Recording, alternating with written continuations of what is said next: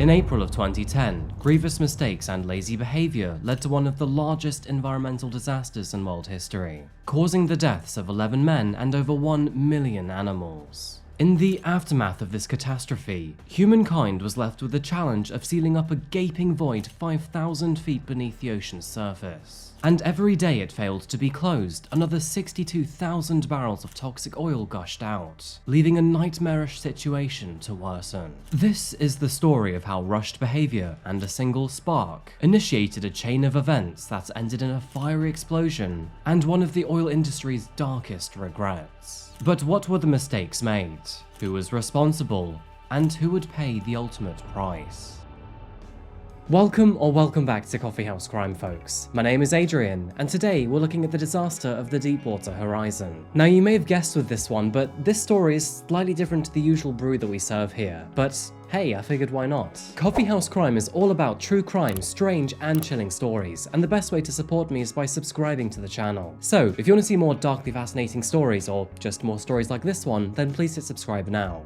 Cheers. And by the way, I reply to most comments in the first hour of my videos going live, so if you want to catch me for a question or just to say hi, then please hit the bell notification too. And now, with that said, please grab yourself a coffee, pull up a seat and get ready for the deep dive. This is the case of the Deepwater Horizon.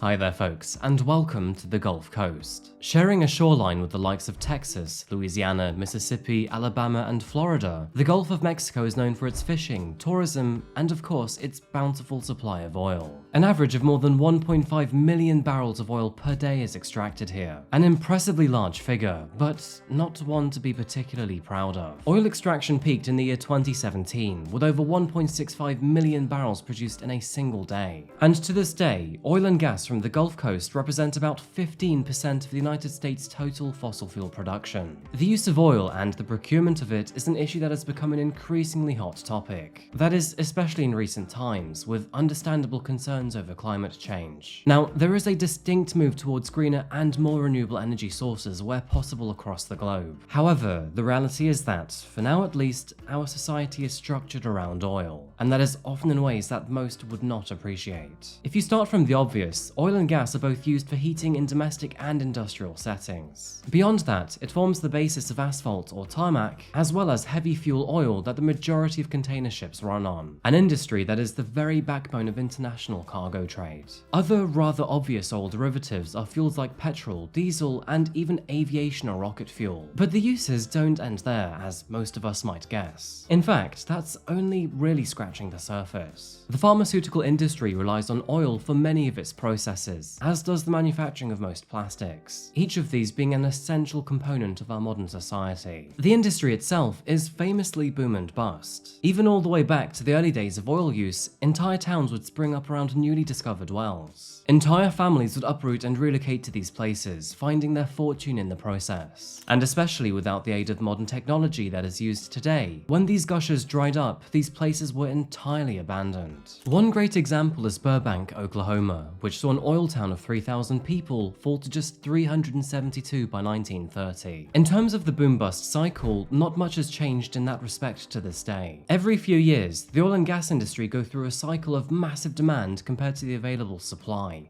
leading to a surge in price. I mean, you've only got to look at the eye-watering prices of fuel for your car to see that happening. Similarly, there have been plenty of occasions when the demand just isn't needed anymore, and the price of a barrel of oil starts to plummet. Many companies and individuals have made incredible amounts of money during the good years, only to see themselves bankrupt or unemployed during the various crashes. For example, during the COVID-19 pandemic in 2020, the price of petrol and diesel plummeted due to a complete drop-off in demand. It's an industry where volatility is constant, where huge amounts of money are both earned and lost. And despite constantly evolving safety standards and practices, accidents still unfortunately do happen, which, as you will see, is a cold fact that we will come to learn in this video, giving a whole new meaning to the type of volatility this industry can create.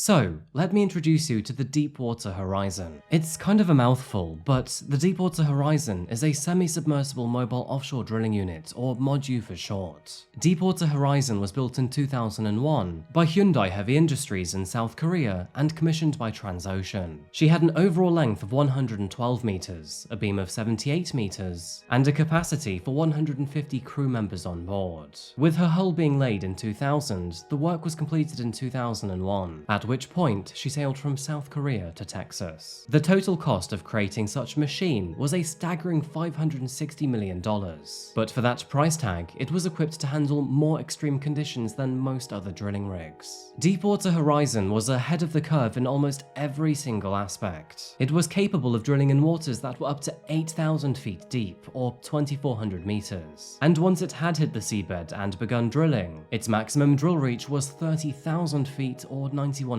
meters. That is nearly 10 kilometers of drilling capacity. Deepwater Horizon was filled with innovative technology, including automatically activated safety systems, pressure indicating systems, and live drill 4 data feeds. When it first went out to work, the rig set new records with almost every single job it undertook. And while it was custom designed to do more than any other drilling rig had ever been capable of achieving, it was both described as a celebrated and lucky feat of engineering. But one of those working on the Deepwater Horizon was a man named Caleb Holloway. Back in the year 2010, he was working with the drill crew on the rig, and like most do on the drilling side, he had started out as a roustabout. Generally speaking, a roustabout is a labourer and part of the drilling deck crew, and his main task is to move pipes and cargo around the drilling deck. In most circumstances, roustabouts are eventually promoted to roughnecks, who are involved in drilling hands-on, and, as you can likely guess, a lot of physical exertion and risk is involved. The next step up is a derrickman, who, in general, is in charge of pulling out the stands as they come out of the drill floor. Drillers cover all aspects of the drilling operation, which includes monitoring, operation, and keeping a close eye on all various ongoing tasks. And this is only the beginning.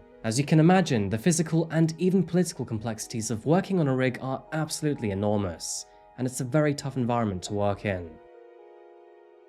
Moving back to the Deepwater Horizon, soon after its completion, the rig had successfully drilled a well into the Tiber oil field, which is estimated to hold between 4 and 6 billion barrels of oil. This was no small achievement, by the way. It achieved this despite the oil field sitting under more than 10,000 meters of the Gulf's water. The next move for the Deepwater Horizon was towards the Macondo prospect deep underneath the Gulf of Mexico, which at the time was calculated to contain around 50 million barrels of oil, around 41 miles or 66 kilometers offshore. While the Macondo prospect was a huge prospect for BP and for Transocean, it was a well that was riddled with issues from the start and throughout. The planned timeline was constantly pushed back, and it seemed as though every aspect of the drilling program came with a whole new set of challenges. At least so far, a deadly combination of prestige, the enormous daily costs of the rig, and the implied make-it-work-at-all-costs attitude led to a great success in the short term. Sadly, though, unknown to the 150 workers on board, the path to destruction was already being laid. Anyway, the point I'm trying to make here is, even before this disaster happened, a myriad of issues already existed on the Deepwater Horizon. The rig was often up to 5 weeks behind schedules, and with running costs at around $500,000 per day, they were really feeling the urgency. Because of this, there was a strained atmosphere between the various workers and the management teams, and trying to make up for time became an absolute priority. This led to a number of dangerous oversights, and although these oversights were only minor on their own, when combined, they could be potentially catastrophic. The first of many problems began with surveillance. With an already delayed schedule, workers decided not to report incidents in case they caused further delays. This meant that accidents that had the potential to reoccur were given the luxury of a second chance, and those that could potentially see accidents happening simply kept quiet.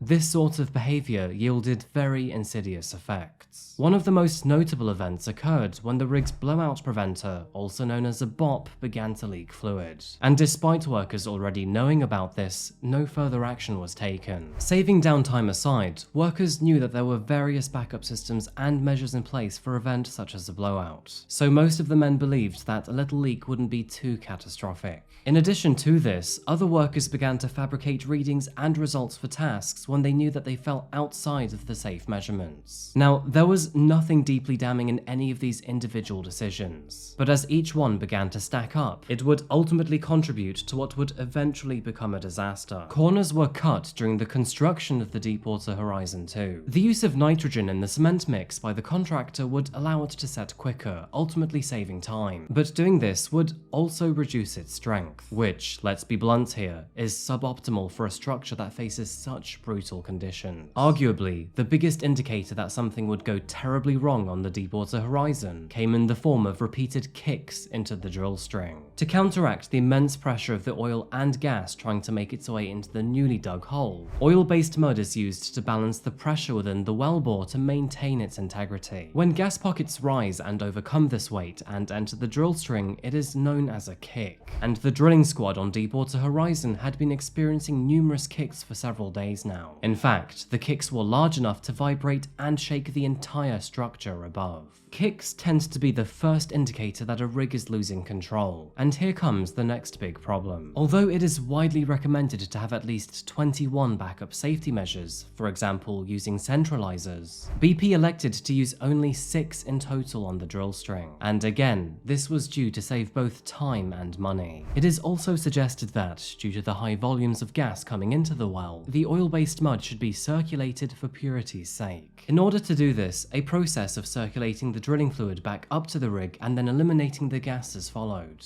But instead of carrying out this lengthy process, which takes several hours of their time, BP opted to circulate only a small fraction of the well's volume. On April 17, 2010, engineers tested the rig's blowout preventer. Results written by the engineers were recorded as functional, despite damage to a gasket being observed only a couple weeks prior. Now, we don't actually know if these results were truthful or not, but at the time, executives of BP were visiting the rig to congratulate them on 7 years of operation without any lost time injuries, which in short meant that no worker had missed work due to an accident for 7 years. In the meanwhile, Deepwater Horizon's drill crew were pressing onward to try and get the cement job completed. The last task after this would have been to set a final cement plug, essentially sealing the well until it was time to begin extracting oil from it. By April 19, 2010, the cement job was finally finished, with BP opting to use only 6 centralizers in the string instead of the 21 recommended. They also ignored all recommendations against using nitrogen in the cement mix, which of course meant that the cement was weaker than usual. The cement that was pumped down the production line had also been unsuccessful.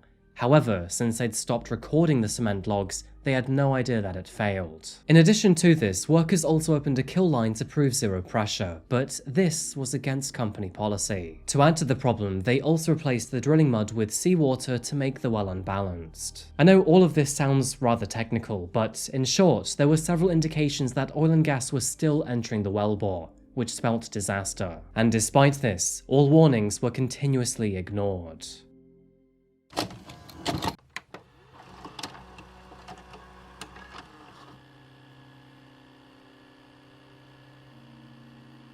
April 20th, 2010. It was on this fateful day that the rig's many compounding errors would combine and release in one of the worst ways imaginable. In an effort once again to save time and money, BP cancelled yet another log test on the cement. As a result, the workers assigned to conduct that test were flown home. Flying in the opposite direction, a chopper filled with BP officials arrived later that morning, all of them being here to celebrate 7 years without any lost time injuries. At 5 PM, an unexpected loss of fluid was observed in the riser pipe, suggesting that there were leaks in the blowout preventer. For the next 2 hours after this, negative pressure tests were observed, which indicated something was very wrong. By 8 PM, BP concluded their testing and proceeded to replace remaining drill fluids with seawater. BP investigators would later suggest that this was a fundamental mistake. And perhaps it was, because by 9:45 PM, a sudden jolt was felt on the Deepwater Horizon. Gas detection systems began to ring, indicating that large amounts of explosive gas were detected on the drill floor and beyond. The crew made 2 attempts to close the blowout preventer, but sadly, both attempts failed. All shear rams had also failed to close off the well, and the substandard cement itself failed to provide a barrier. As high-pressure gas began to flow into the drill string and upwards towards the Deepwater Horizon, all control of the well was suddenly lost. And with the massive influx of gas being directed onto the rig itself, there was only one way it could go. Possibly travelling through a vent, the gas reached the engine room, causing at least one of the engines to overspeed and provide a fatal spark. Tragically, that spark was the only thing needed for the now inevitable. And at 9:52 p.m, after finding its way into the rig floor and finding that single spark, that high-pressure gas immediately and explosively ignited. The results would be catastrophic. Deepwater Horizon exploded in an instant. A raging inferno engulfed the entire platform, with smoke billowing hundreds of meters over the decimated structure. Due to the explosion, a 37-year-old crane operator named Aaron Burkeen was immediately blown off the catwalk of the crane, falling more than 50 feet to his death. And sadly, he was only one of 11 crewmen to lose their lives. 10 other people were killed. 4 men located on the rig floor, with another 6 in the pit room. And if the explosion wasn't enough to kill them instantly, those remaining men found themselves trapped in a metal room filled with fire. All remaining surviving personnel scrambled to find ways off the Deepwater Horizon, with many opting to evacuate with lifeboats. 2 of those lifeboats were launched, taking most of the 90+ survivors, leaving only 11 still on board. A 3rd life raft was also launched, but due to the concerns that it would be badly affected by the fire or heat, only 7 of the remaining 11 chose to board it, leaving the remaining 4 to jump into the water from a height of 50 feet. Thankfully, all 4 escaped with their lives. Through the many photos and videos taken of Deepwater Horizon's inferno, the world soon paid attention to its dramatic destruction. The chimney of thick black smoke is enough to make anyone worry about their lungs. However, there was something far more cataclysmic happening under the water. Deepwater Horizon had successfully tapped into the oil field 8,000 feet beneath, and terrifyingly, the explosion was sure to leave its wound wide open. And with a gaping void, oil was now surging out into the sea at an unprecedented rate. Although initial calculations estimated that the blowout was releasing around 1,000 to 5,000 barrels of oil into the sea each and every single day, it quickly became apparent that these estimations were dreadfully wrong. In fact, it was later learned that this disaster was responsible for 62,000 barrels every single day. So the initial estimates was around 12 times less in reality.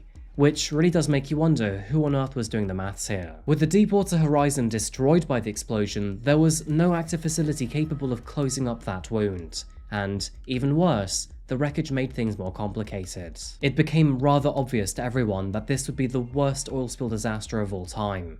And Mother Nature, she was going to horrifically suffer from it. You know, I actually remember when this disaster happened, and I feel like at the time, the news really downplayed the situation. Mankind really was in a desperate race to close up this wound, and every minute that it remained open, more wildlife would die.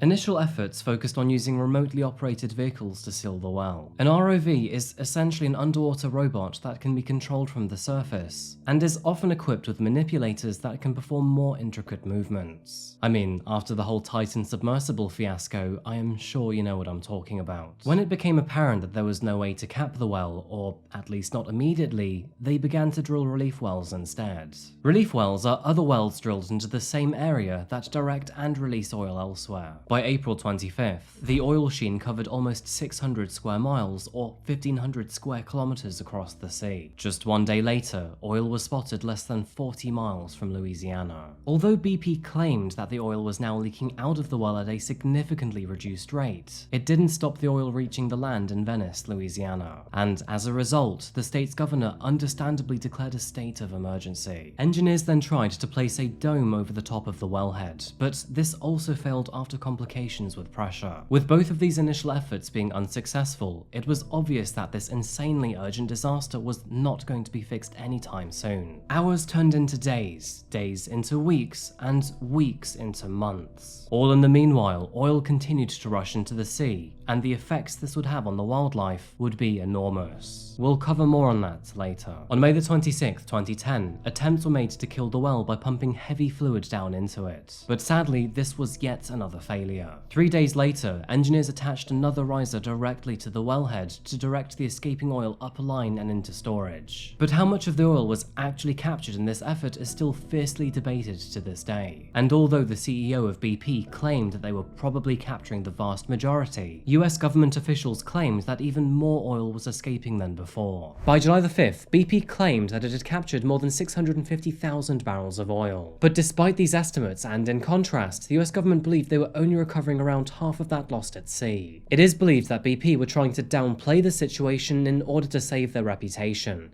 And although that's not justifiable, it is kind of understandable, because they had a massive disaster on their hands. On September the 19th, 2010, the well was finally declared as sealed. That means for a total of 87 days, oil had spewed into the sea at a life-choking rate, around 50,000 barrels per day, or 8,000 cubic meters. In fact, by the time that the well was officially sealed, it is estimated that this disaster caused around 5 million barrels of oil to leak into the sea.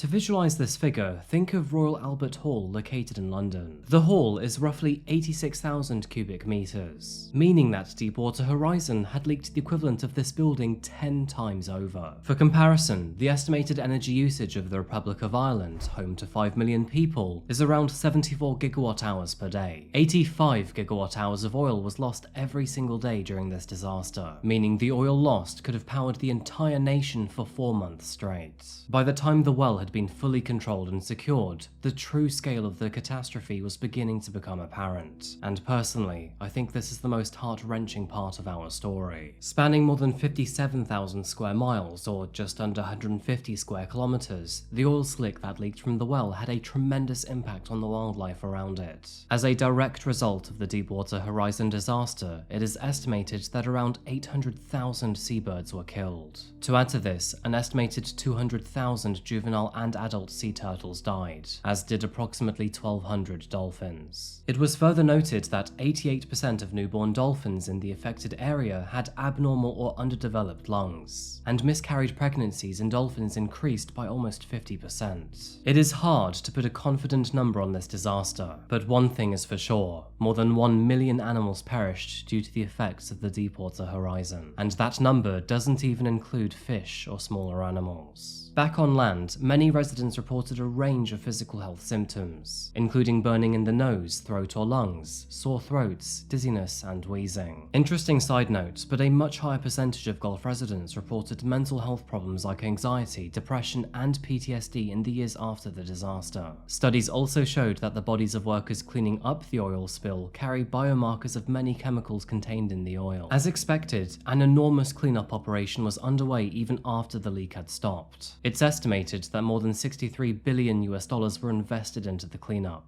making it one of the costliest disasters in history. The legal fallout from this event was understandably enormous too, but it took multiple years before the world had full clarity of the event and revealed who was and was not at fault. And with this information, there were many investigations, lawsuits, and financial penalties to be completed, litigated, and assigned. When it came down to responsibility, BP was obligated to pay both criminal and civil penalties. In total, the company was fined more than $20.8 billion, making it the largest settlement in US legal history. To add to this, they also had to pay an additional $500 million contribution to additional research. In response to their fines, a spokesperson from BP stated, "From the outset, BP acknowledged its role in the accident and has taken concrete steps to further enhance safety and risk management throughout its multiple global operations." Let's just hope the concrete steps they're referring to don't contain nitrogen. Transocean was also found guilty for their part, and as such was forced to pay $1.4 billion. Halliburton, who provided the terrible cement job, were also found guilty, and as such they were forced to pay $1.1 billion.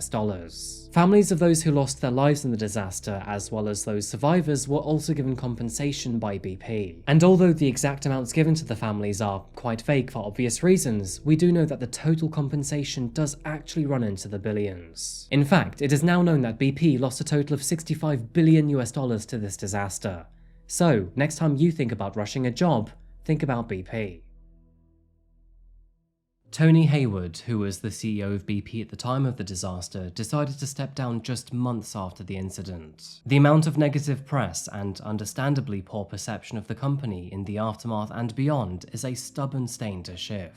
But let's be real here, who cares about the reputation of an overly wealthy CEO of a greedy company? The real human victims in this story are the 11 who lost their lives. They were men who went to work, just like anyone else does, and never returned home. They were failed by their colleagues, by their company, and by situational decision-making, and sadly, they ultimately paid the costliest of prices. None of these men worked directly for BP, and their companies should have protected them through their duties. There is no situation, no amount of money, no profit or loss on a corporate suit's graph, no demand or supply volatility that should ever cost a worker their life. The bare minimum expectation that the law has of any employer in any field is that their employees should return home in a similar or better state than when they left. Put blunt, this is not a high bar and should not be a difficult standard to reach. It is often said that the rules and regulations of many high-risk industries, such as oil and gas, are written in blood.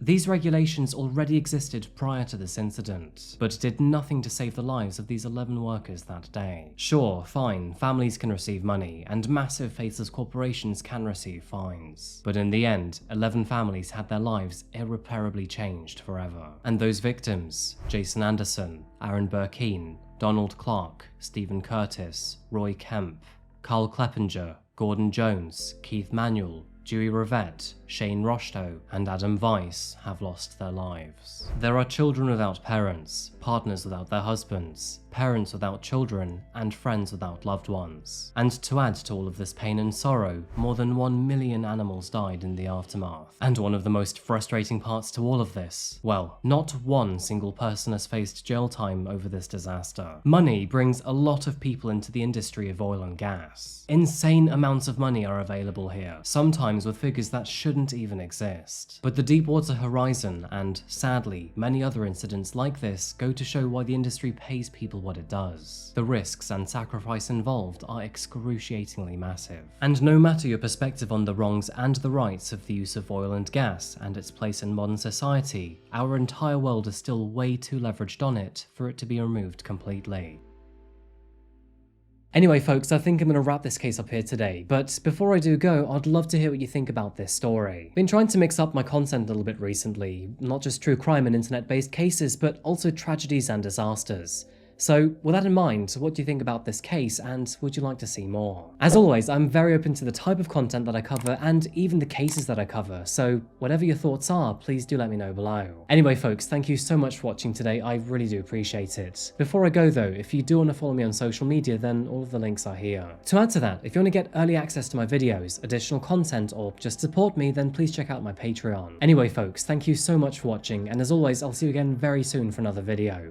Until that moment arrives though, remember to look after yourself, look after each other, and of course, stay safe. Thank you, and goodbye.